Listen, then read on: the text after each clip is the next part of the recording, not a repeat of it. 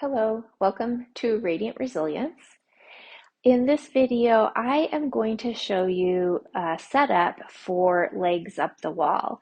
Legs up the wall is a great position to wind down at the end of the day to get you ready for bed. It's also just a really restorative pose that you can use anytime. Really good for circulation. It allows your heart to work a little bit differently. So usually your heart has to work harder to bring blood up from the legs, but we're going to switch it. Gravity will be working on the opposite direction where it has to work a little harder to move blood into the legs, but less hard to drain the blood back to the heart. Also great for lymphatics, if you tend to get some swelling in your legs, this could be helpful, and varicose veins too.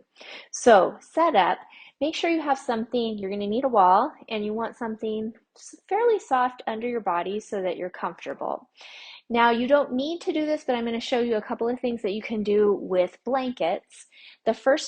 Both blankets actually, you want a little bit of thickness, but not so thick that it feels like it's too much, or rounded, because you want your hips to be able to lay flat on this. So this is just one of those blankets that I have folded into fourths, and then I folded it lengthwise into thirds. So it's kind of like a flat tube. And actually both of the blankets I have are like that. Okay, so if you are using blankets, get that ready. And then the easiest way to get into legs up the wall, that's the trickiest part, I think, is getting into it, is to bring yourself sideways next to the wall, and then you're going to kind of lean back on your hands as you swing your legs up. Now, it depends on your hamstring flexibility. If you have tighter hamstrings, you're going to want your hips further away from the wall so that you're not straining to have your legs up. If you feel like your tailbone's curled up and all of this is happening, that's not going to feel good. So you'll want to move a little bit further away from the wall. Of course, you'll also want to check in with your neck and head position. If you find that your chin is up higher than your forehead, which means the back of your neck is kind of shortened, you'll try to lengthen it out. If you need a little lift under your head, you'll bring something underneath the head for comfort. Okay, now here's the different things that you can do with those folded up blankets. The first one is to elevate your hips a little bit. So if you're doing that, you'll lift your hips up and slide your prop underneath your hips, just like this. And that, if you do have tight hamstrings, sometimes that feels a little bit more comfortable too. You want to make sure that your tailbone is sort of off of the blanket, and the blanket is up kind of low back and behind the hips. If you just have it under your tailbone, it's going to curl your tailbone and make you round your low back. So you want to feel like your low back is sort of in a neutral position.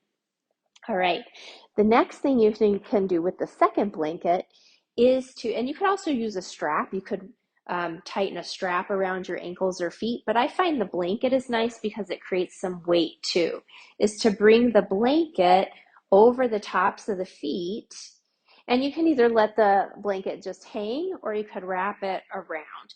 It creates a little warmth for your feet.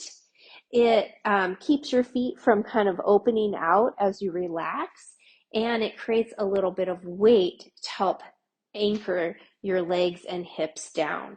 So that's the setup.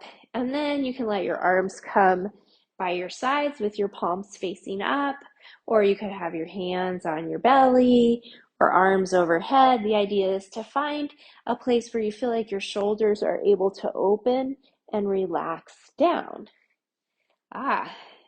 So it takes a little bit of setup, a little effort, so worth it. Take a few sighs once you're all settled and adjusted, and enjoy. And that's it. Thanks for spending some time with me. I'll catch you later. Bye.